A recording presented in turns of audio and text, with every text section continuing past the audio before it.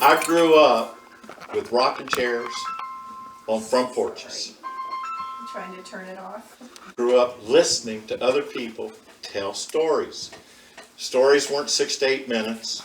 Stories didn't have a beginning, a middle, and an end.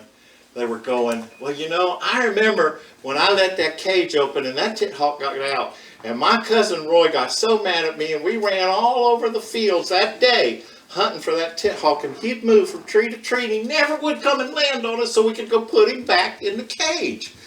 And I'm thinking, Daddy, when did you really think that hawk was going to come back to you? Well, we thought it was a pet. And the story ends. But those were the kind of stories I always heard growing up. And it's hard to catch a venue like this and say to you here, let me tell you this really cool story. Because they have a tendency of, I must try to remember, I'm at the Florida Festival, I'm at the Limelight Theater, I'm on the side of the road, I'm talking to 3 people that wadded up around me at Walmart, and you have to remember, they don't know the background of what you've been up to.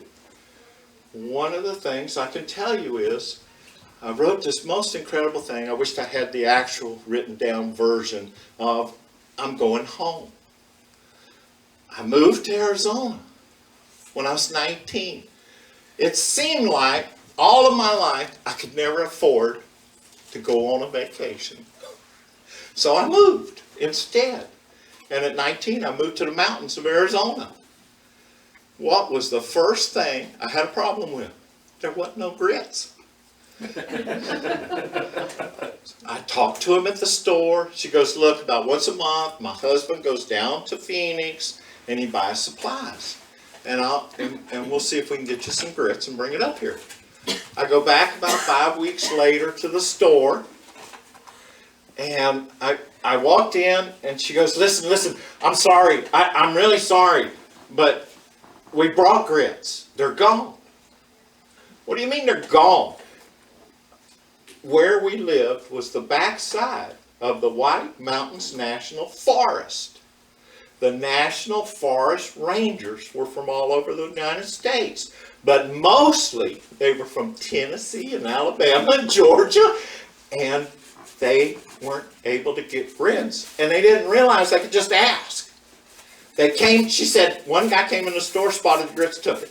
Next thing you know, they were all coming in the store and they all bought the grits. She goes, I saved you one. She reaches behind the counter. She pulls me out a box of grits. I moved home from Arizona. I drove all night. Crossed a big bridge, so I figure we probably crossed the Mississippi River and we're in Vicksburg. Early in the morning, I sit down to eat. The lady comes up and I'm looking at the menu, and I said, ma'am, listen, I don't see grits on here anywhere. She pats me on the shoulder. She goes, honey, we don't put grits on the menu because it comes with every breakfast. You got to ask. And I went, oh my God, I'm home. Every place I moved. That was not my problem. And one time I moved just a little too far away. I found dreary, wet snow. And I lived in Illinois for 10 years. I couldn't talk funny no more. Couldn't act too funny. And my expressions didn't set well with everybody.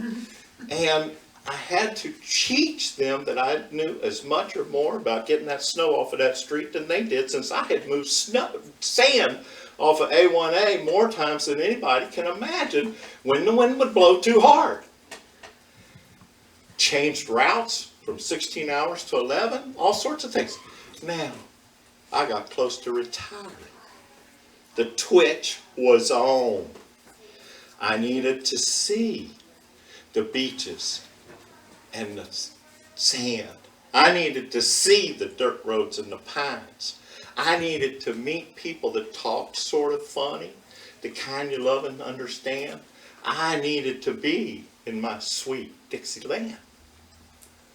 I told the people at work on that Friday when I retired, do not get outside, because that southward bound jerk might pull you into the vortex of my truck headed home.